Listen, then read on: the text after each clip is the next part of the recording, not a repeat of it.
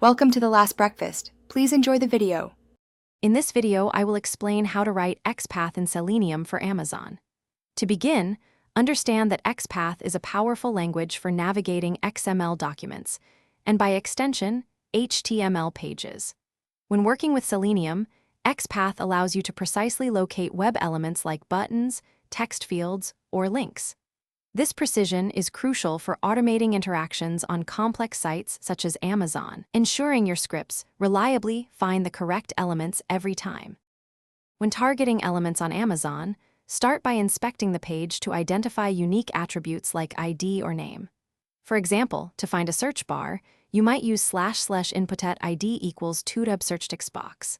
If an element lacks a unique ID, combine attributes like class and type to create a more specific path. Remember, the goal is to create an XPath that reliably points to only one element on the page.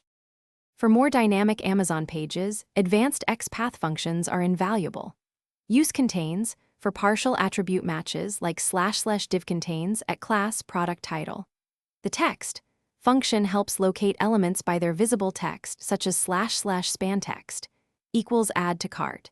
You can also traverse the document object model using axes like parent or following sibling to pinpoint elements relative to others, making your selectors more adaptable. Always prioritize using unique ID or names for your XPath selectors, as they are the most stable.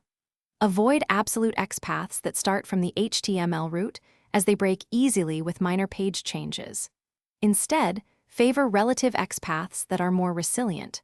Regularly test your XPaths to ensure they remain effective as Amazon's layout evolves. And hey, while you're optimizing your code, why not optimize your ride? Check the description for a link to Little Trees, Black Ice, and other great deals. Thanks for watching. If this was helpful, leave a like and consider subscribing. See you next time.